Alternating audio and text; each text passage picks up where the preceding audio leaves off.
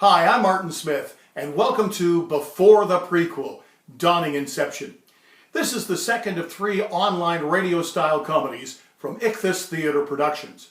The third one is coming up December 11th, so watch Facebook for all the details.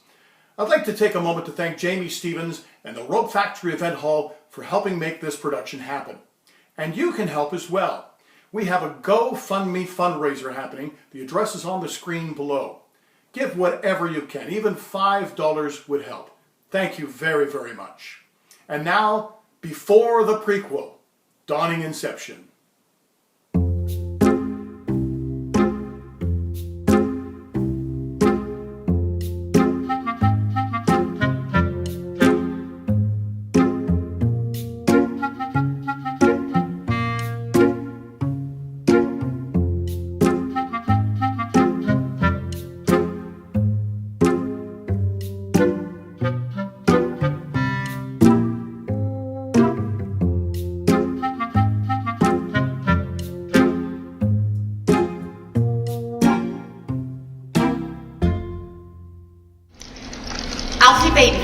Sitting on a porch, looking at the setting sun. How long would it be before she was once again in the loving arms of her husband, Broderick? How long before she gazed into his eyes? How long before she felt his gentle touch? How long before he slowly removed her?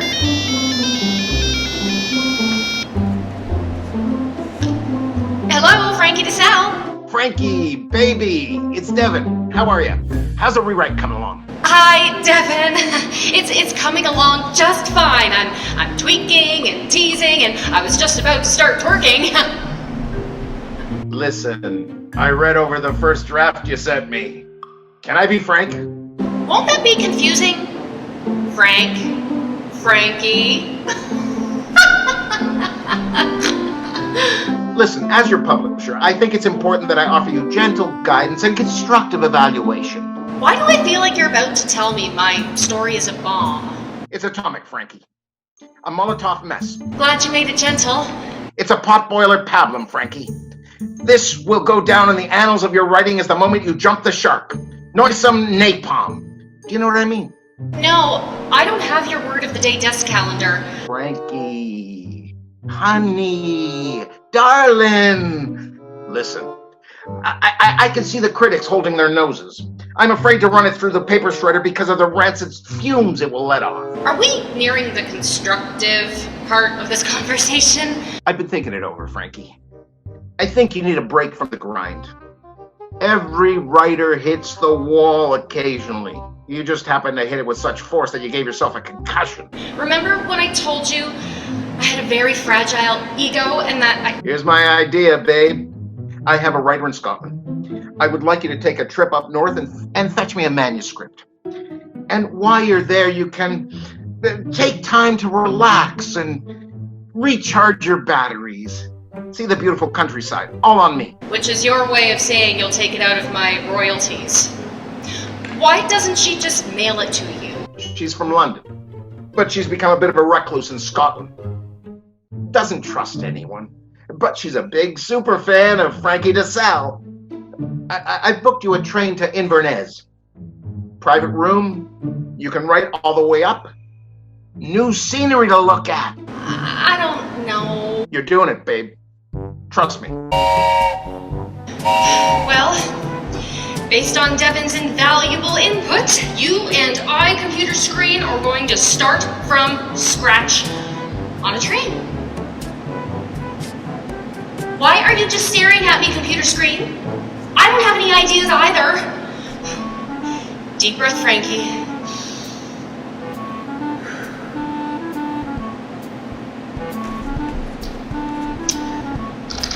Alfred Badenhurst was on a train to Scotland. As a plethora of moors, lochs, and mossy crags rushed by her window, her mind drifted to her husband, Broderick. They had met many years ago at a cafe when she was a Canadian student at Oxford and he was a naval officer on a furlough after being struck by a wayward water balloon. They fell in love and were soon married. In a daydream now, she was staring into his eyes as he slowly removed her. Tickets, please. She startled by the train conductor Luther Crumcake. He was holding a ticket punch, but for a moment she thought it was a weapon. Calmly and coolly she responded. Just checking the tickets. You're on your way to Inverness? Oh yes. It's in my coat pocket on the hook by the door.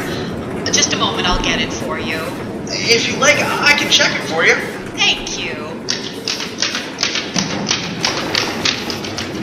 What are you doing? Making confetti?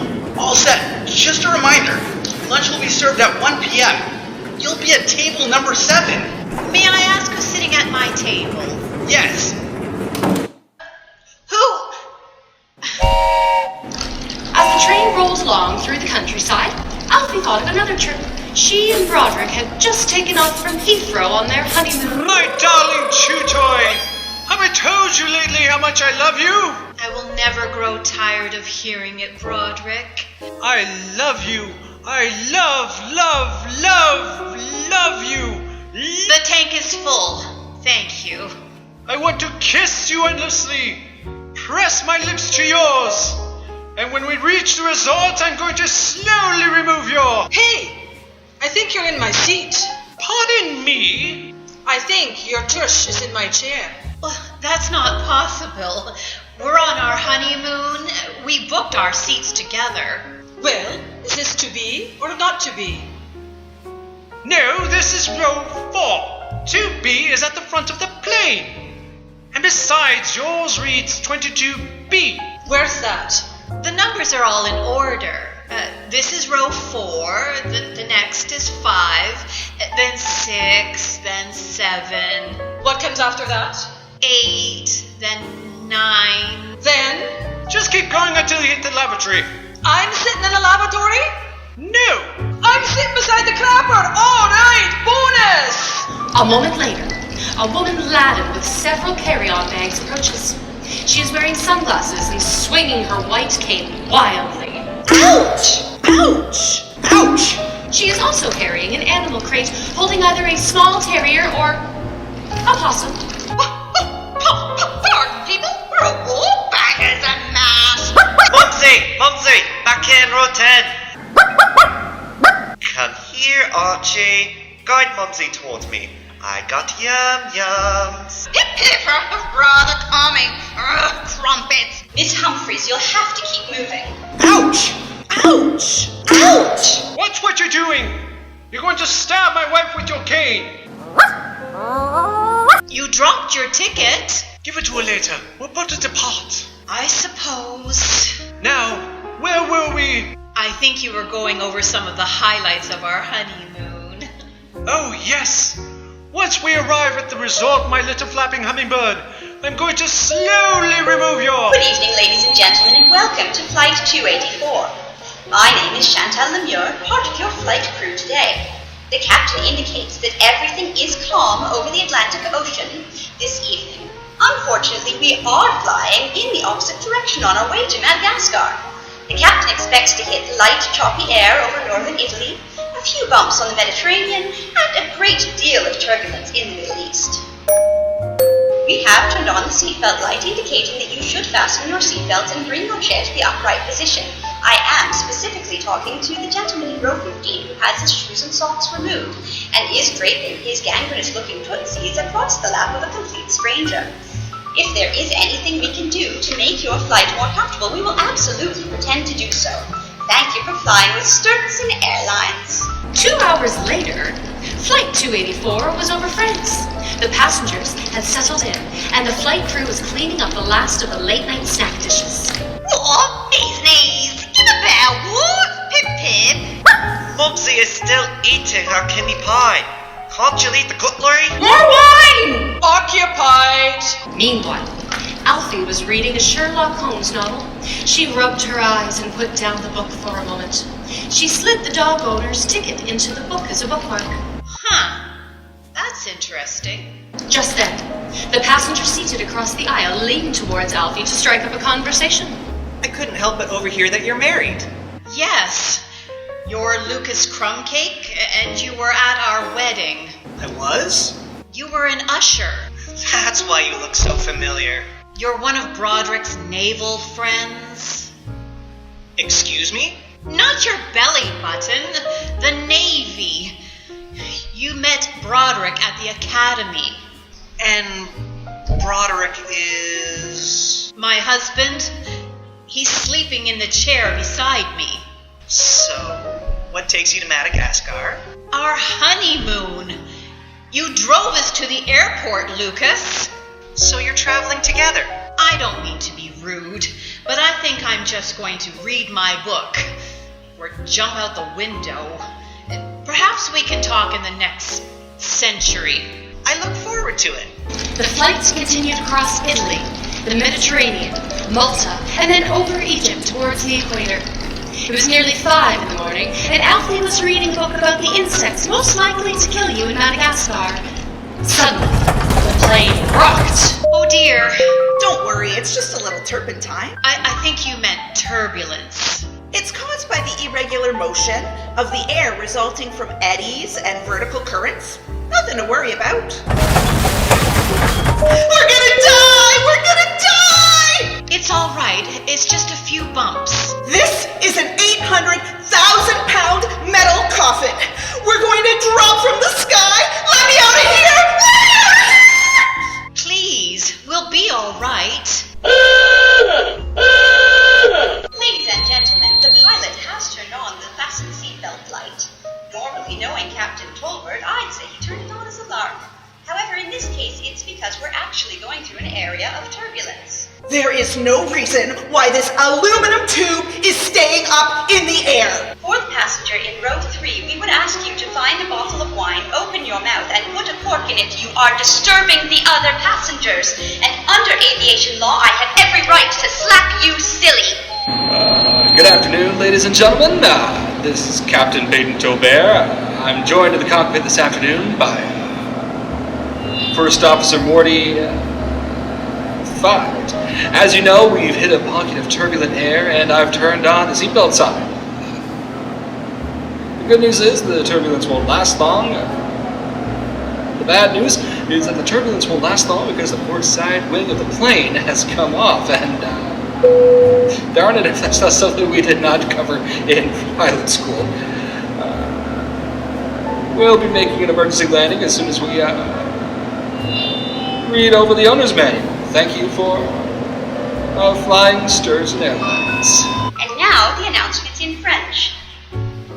Nous sommes dans une mer profonde. Also, free headphones for everyone.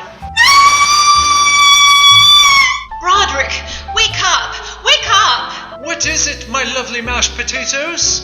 We have to make an emergency landing. But I don't know how to fly a plane. Not you, darling. The pilot is going to be making the emergency landing. One of our wings fell off. Are you pulling my leg? No, that's me. The passenger, seated in front of Broderick, turned and peeked between the seats. We have very similar shoes. I was trying to do up the laces. Oh! By the way, my name's Quintupler, and I heard you folks were on your honeymoon. Yes, we'd love to chit-chat, but right now we're a little concerned with the plane plummeting towards the earth. This is going to make for an interesting honeymoon story. Or an obituary. Would it be possible for you to stop tying my shoelaces? They're a little tight. Oh, sorry. Good afternoon, ladies and gentlemen. This is Flight Crew Officer Chantal Mignon. As indicated by our now panicking pilot, Captain Tolbert, the flight will not be as long as we thought. We'll be making an emergency landing on Silhouette Island. It features beautiful flora and fauna, pristine beaches, ample sunshine, but as far as we know, no airport. We would ask that in preparation for landing, you put away your personal belongings, bring your chair to the upright position, and place your head between your knees so that you can better pucker up your lips and kiss your... Assume we're going to die. Assume we're going to die. This is it, people. You can't land a plane with only one wing. Maybe we can grow another one. This is an airplane, not a salamander. This is quite the pickle, my tender sunflower. I don't think we're going to make it, Broderick. How can a pilot land a plane with only one wing? The pilot has one wing? No, the plane. Won't that make it go round and round in circles? Is there a priest on board? I have a lot of confessing to do. Let's not lose hope, my pumpernickel. I've been in worse situations than this. You have?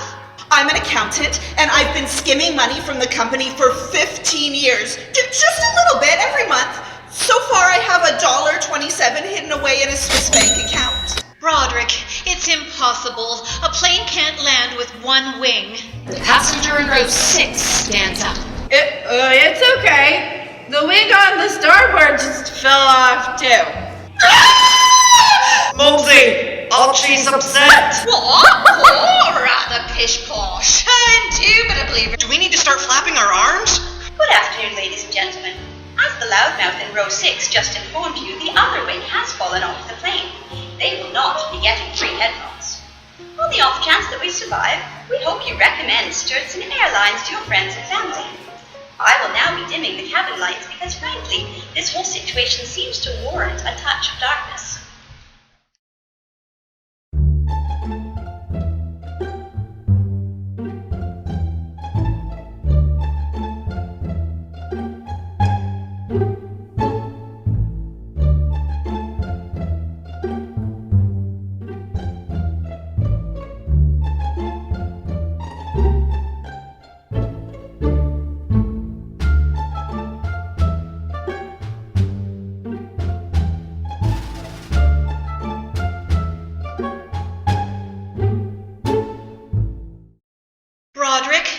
It doesn't look like we're going to make it. Do you have any last thoughts, darling? I think I may have forgot to turn the light off in the garage at home. I was hoping for something a little more romantic. The garage, where we park our Jaguar. Remember that time we drove to the country, climbed into the back seat, I slowly removed your... Would the couple in row 4 please get a hotel room? Thank you. Broderick, you need to know that you're the only man for me. But my little plantain, you were married 3 times before me. You're one of the only men for me. I love you too, Alfie. Listen, Snooky Porridge. I have a confession.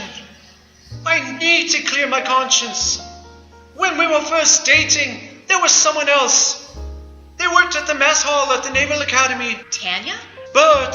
The passenger in row 6 stood up again. I can see land below.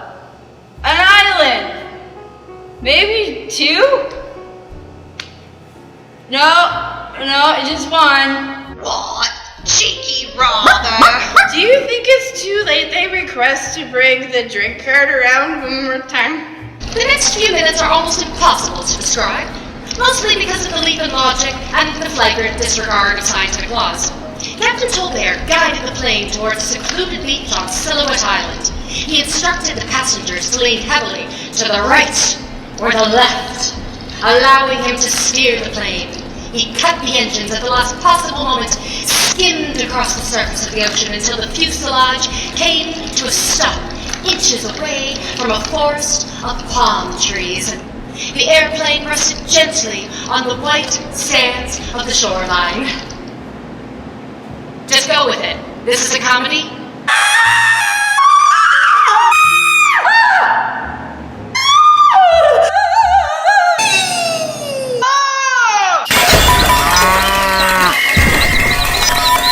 It was dawn now. The sun was rising in the east. Momentarily stunned, Alfie looked out the window and realized they had landed safely. Good morning, ladies and gentlemen. This is your captain speaking. Welcome to Silhouette Island. I hope you've enjoyed today's flight, and we thank you for flying with Sturgeon Airlines. As our way of thanking you and avoiding a major lawsuit, we'll be offering double reward points and a free can of Dr. Pepper. Broderick, are you all right? I think so. I can't seem to move my legs. I think Quintupler tied your shoes together again. I'm a bit of a prankster. Good morning, folks. As our captain has indicated, the remnants of Flight 284 are now safely parked on a beach on an island in the middle of the Indian Ocean. We will be disembarking the flight in an orderly manner, beginning with passengers in first class, followed by economy, and than those who may have had difficulty controlling their bowels. Our other option is to allow you all to charge towards the exit in an uncontrolled frenzy.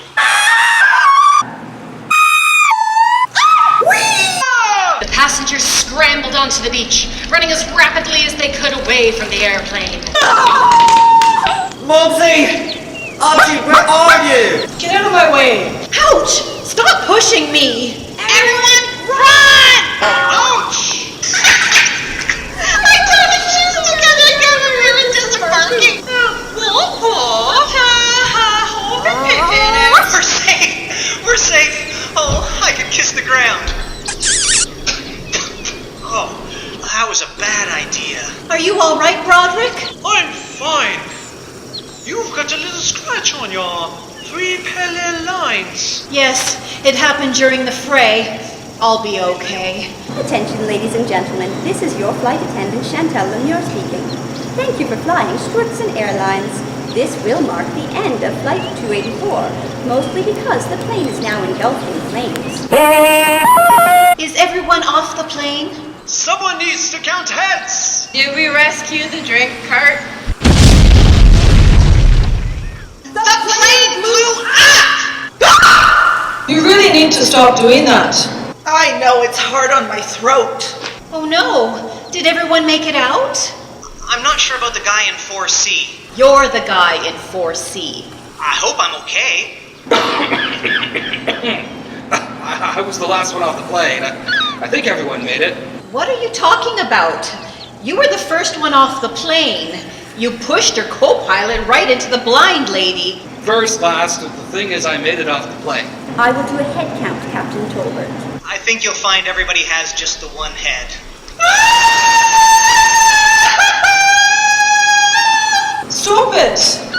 You sound like a tortured hyena. Look! That man over there! He's lying face down in the sand! Oh, don't do it, buddy. I already kissed the ground and got a mouthful of sand. And 3 shells. Oh, by the way, if you hold them up to your ear, you can hear the ocean. That's because we're standing right beside the ocean? That explains why I could hear the ocean when I held my flip-flops up to my ear. Who is he? That's my co-pilot, First Officer 5. Morty, are you all right? Captain Tolbert ran towards the man who was face down in the sand. He turned him over, but it was obvious that First Officer 5 had landed his final flight. He's dead. I think I beat you to the punch.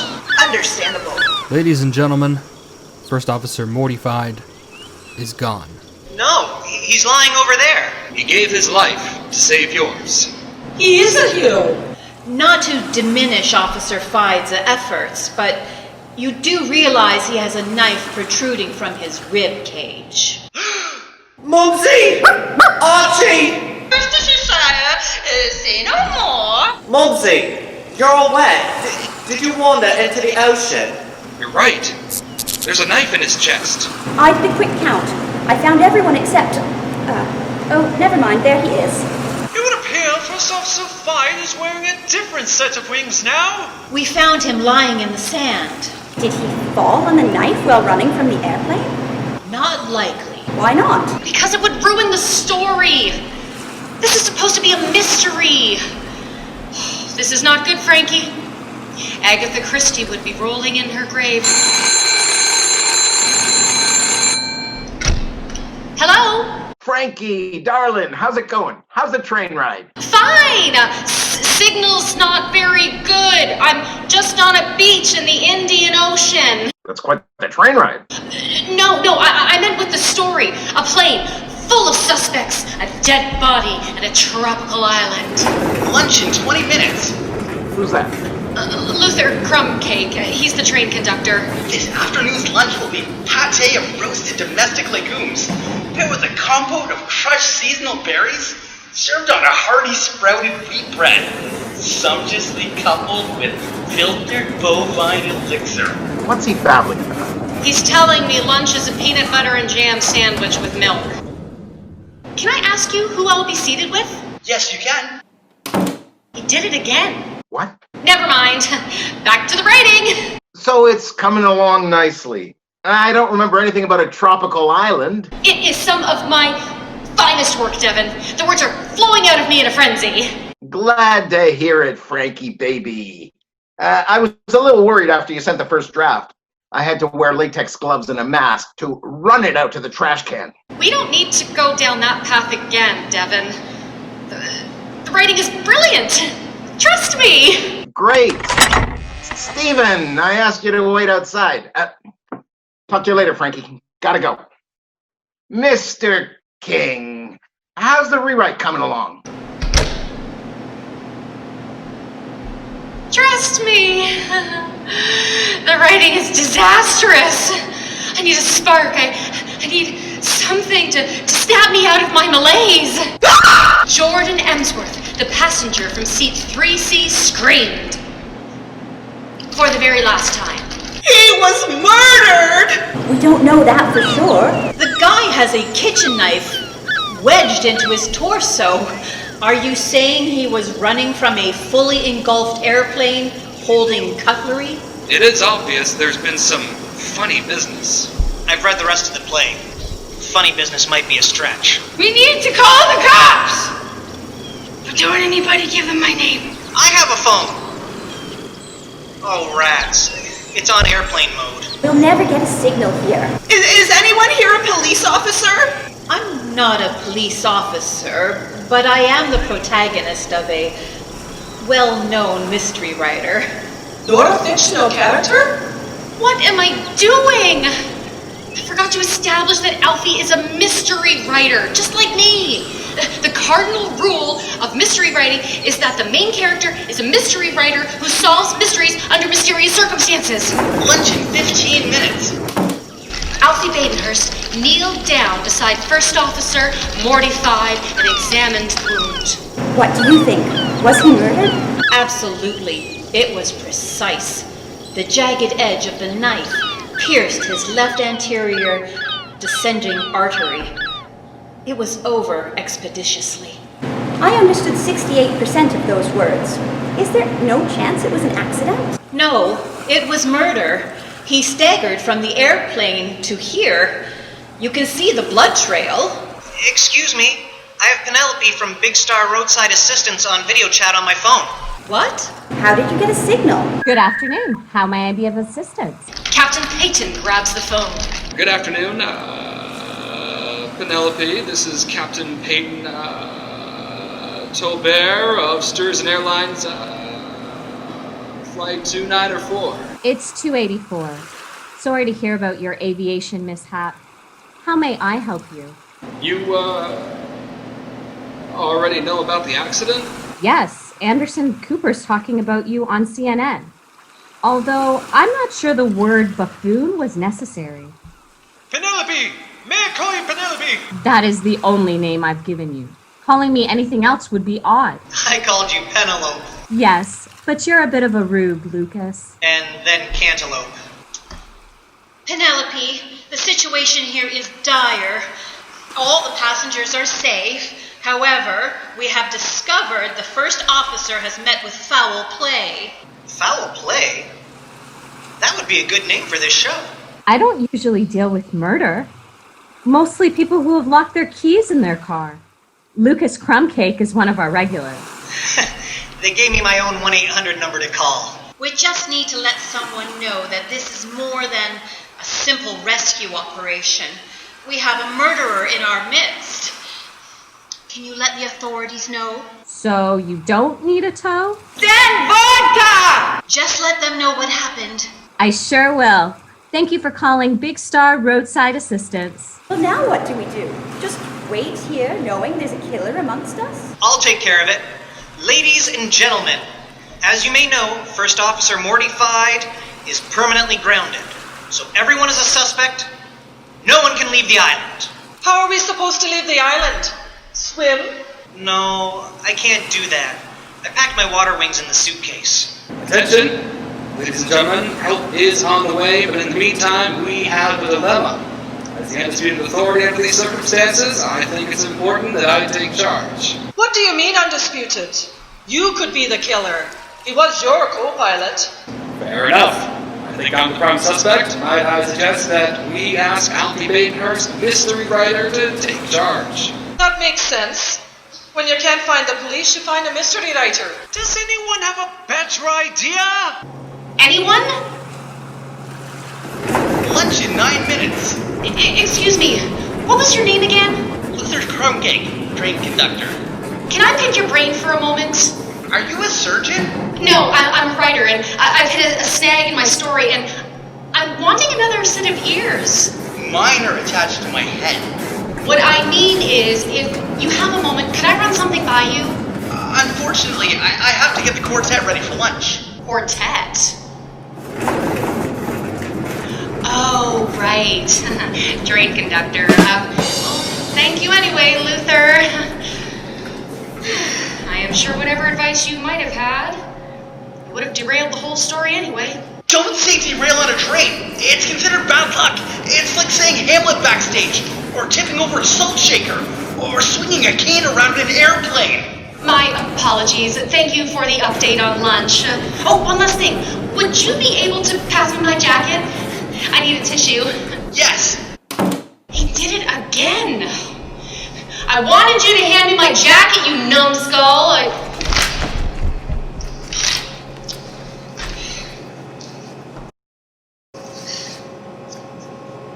What's this?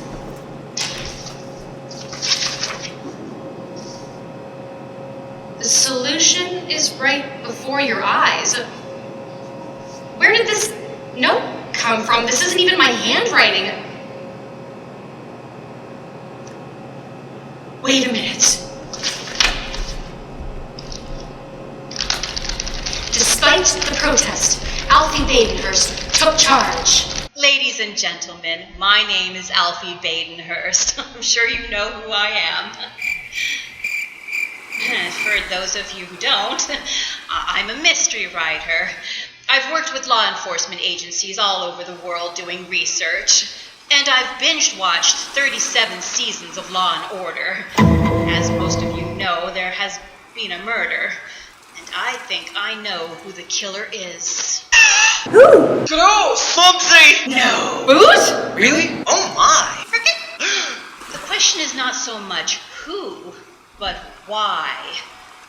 I need to ask a few of you some questions. Let's wait until the police get here. I will start with you, 22B. What's your name? Sutton LePage, and I didn't kill the co-pilot. And who do you think did it? The pilot, or possibly the gerbil in the cage. That's a dog. What about you? Quintupler, right? I think the pilot probably did it. I think he grabbed a knife off the food cart and did him in probably some rivalry we don't know about. And you, what's your name? Thomasina Collins. Who do you think killed the co-pilot? Was he finished off with a rusty nail? No, a kitchen knife. Is that made with gin? Anyway, it probably was the pilot. He had the best opportunity. He was the only one who knew him. Not really. How about you, Chantal Lemure? You knew the co-pilot, didn't you? Not really. We had flown a couple of flights together, shared a drink in the lounge once or twice. Had a torrid love affair for 10 years, but I wouldn't say we were close. Aha! I mothered his child, paid for his pilot training, and cut his lawn on Saturdays, but close? That's a bit of a stretch. And then what happened? Well, he pressured me into giving up the child for adoption, dumped me for a young blonde flight attendant from Boggy Bottom, and let goosegrass take over the front lawn. Isn't it true that you hated Mortified? Isn't it true that you plotted to kill him for years? Isn't it true that you were so infuriated that he made you give up your child, that you plotted your revenge? He was going to die. You were going to kill him. Murder. Cold-blooded murder. Yes! Yes! I admit I did it! I did it! He made me give up my baby! You're not the killer, you twit. Oh, good. I don't even remember being pregnant. Hello? It's Devin. I have more information on where you're going to meet our reclusive writer from Scotland. Devin! Wow, I'm on a bit of a roll here, but connection's really bad. The story is building to a crescendo. Can't you just text it to me? Tax Max. I prefer to tell you over the phone. Have you got anything to write with, Frankie? I'm a writer, Devin. Okay, write this down. Her name is... Lunch will be ready in 4 minutes. Luther! What does he want? Just a second, Devin. Luther, can I ask you a very important question? Yes. I have got to choose my words more carefully. Listen, Frankie, honey, forget the train conductor. Here's the name of the woman that you're going to meet at the train station when you get there. I need to go find Luther. Never mind that. Her name is Polly Humphreys. What? Polly Humphreys? I've got to go, Devin. But... JK! Darling, how's the rewrite coming along? Alfie Badenhurst, turn to Chantal Lemure. You're not the killer, but the mystery hinges on your story. Well, then why did you put me through the ringer? You gave up your child. How long ago was that? About 19 years ago. Aha! What is your name, young man? Mumsy! According to the flight records, his name is Yates Humphreys. Aha! Is it not true, Master Yates, that you are adopted? Mumsy! Stop! Boulder Dash! Pardon me? I think she's saying no. Actually, the couple who adopted my child were from San Diego. Rita and David Garcia. And my child is a girl named Camille. So, this isn't your kid? No. So much for that theory. There may be a reason you're not very well known. Wait a minute. Stabbed by a knife. Stabbed by a knife. Stabbed by a knife! I think he was stabbed just the once. Where did the knife come from? The conservatory with Miss Scarlet. I figured it out. This has nothing to do with your child, Chantal. If my theory is right, the co-pilot was not even the intended victim. He was in the wrong place at the wrong time. What are you talking about, my angel pudding? You can call me old-fashioned. Oh, I have an old-fashioned. All it took was a little deductive reasoning. I know who did it. I didn't do it! I didn't do it! I didn't do it. I didn't do it. No, it's not any of you. The killer is... Not now, Devin! Lunches! Not now, Luther! The killer is someone I've already interrogated. I knew it! I knew it! I knew I was the killer! You're not the killer, Lucas. Well, it's not me either. It all came to me when I asked the question, where did the knife come from? It was a light bulb moment. A dawning. Then I wondered, why did someone want the co-pilot dead? But the co-pilot was not the intended victim. I was the intended victim. Mystery writers are an interesting breed. But like anything else, rivalries form. Jealousies surface. There is another word for a superfan. Stalker. Someone who has written you fan letters laced with veiled threats. Someone who might go so far as to lure you from the comforts of your own home on a train ride to death. What the heck? Someone who tells you they're going to give you a package, but in fact, they're giving you a death sentence. This is impossible! Polly Humphreys, a failed mystery writer, consumed with covetousness. She plotted for months to enact her retribution, but passion overcame her, and she acted on a whim. Why is the delete key not working? Yes, acted on a whim. And how do I know this? She dropped her ticket. I noticed two things about the ticket. One, the ticket was purchased just 2 hours before the flight. And B, there was no braille on the ticket. This airline... Stewardson Airlines. Try us, you'll fall for us. This airline is well known for printing their tickets in braille for their blind passengers. And then, to make matters even more clear, I heard Miss Humphreys keep her utensils while eating her steak and kidney pie. I was right beside the exit when the captain panicked and pushed Mortified into Polly Humphreys, the blind woman with marbles in her mouth. She doubtlessly had the knife in her hand and plunged it into our hapless co-pilot. He staggered away and fell to the ground. Undeterred, Polly came after me with her fork. That's where the gash on my arm came from. Three parallel lines. She tried to stab me with that, but she failed. That's when I saw the co-pilot face down on the beach. Panicking, she ran to the ocean to wash off her blood-stained hands.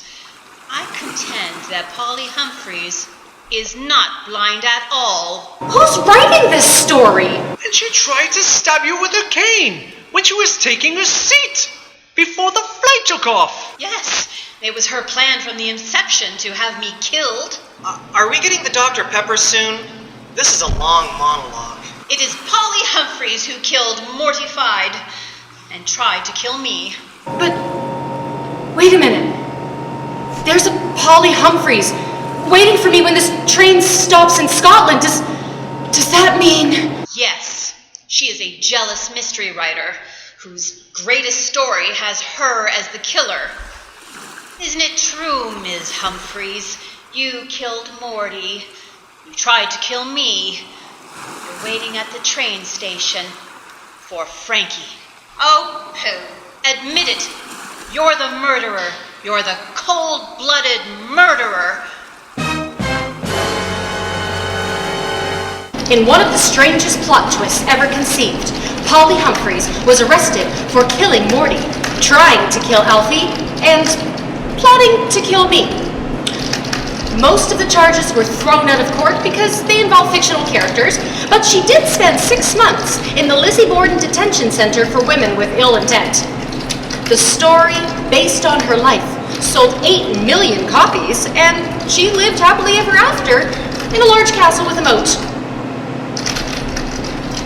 The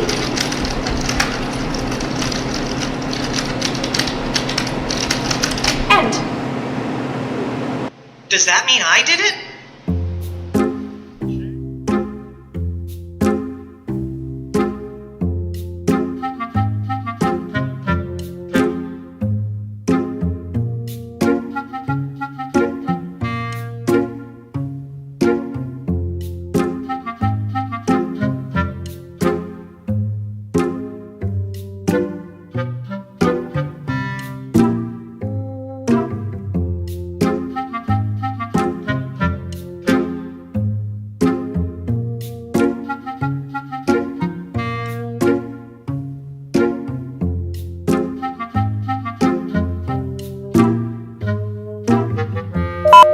Slowly remove your hat.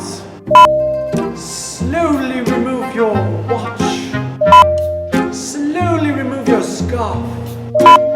Slowly remove your socks. Slowly remove your fake eyelashes. And there you have it, Before the Prequel, Dawning Inception, the second of our 3 plays featuring the characters of Francine DeSalle and Alfie Badenhurst.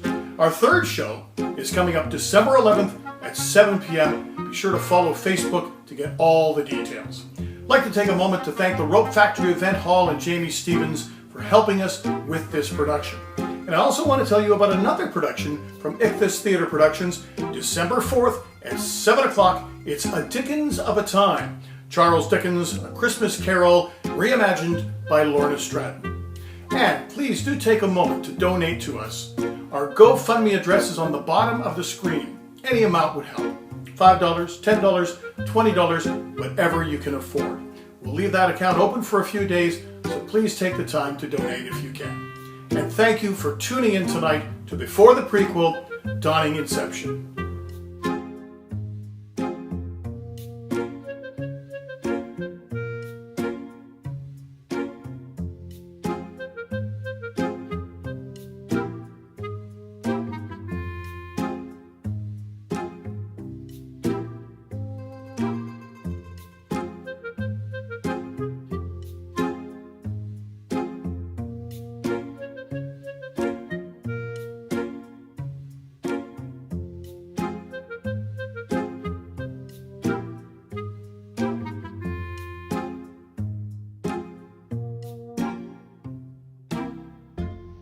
You missed lunch!